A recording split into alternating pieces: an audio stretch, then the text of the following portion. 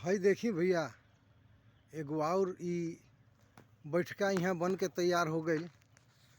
इतना तेजी से काम चल रहा बा कि देखिए हई 10 दिन के अंदर हमरा बुझाता है कि बैठका पूरा एकदम पेंटिंग उंटिंग कह के पहले काम चलत रहे, लेकिन इतना सुंदर ना बुझात रहे।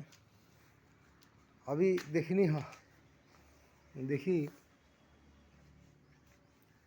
हई पेंटिंग उंटिंग कह के बड़ी तेजी से काम चल रहा बा एमे। एहू के देखी ऊपर के नक्काशी कितना सुंदर तरीका से नक्काशी कइल गइल बा।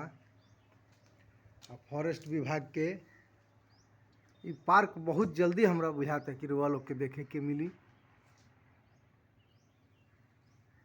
अभी कोई अधिकारी नहीं खन ना, तो चाहे कोई फॉरेस्ट के रहतन लोग तो हम जरूर पूछती कि कब तक ये पार्क हमनी का देखे के मिली।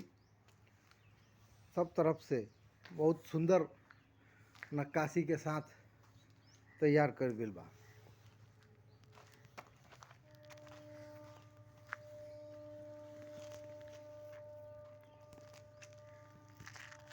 तो बनल रही अपना भाई अरविंद बिहारी के साथ। राम राम, प्रणाम, जय माता दी।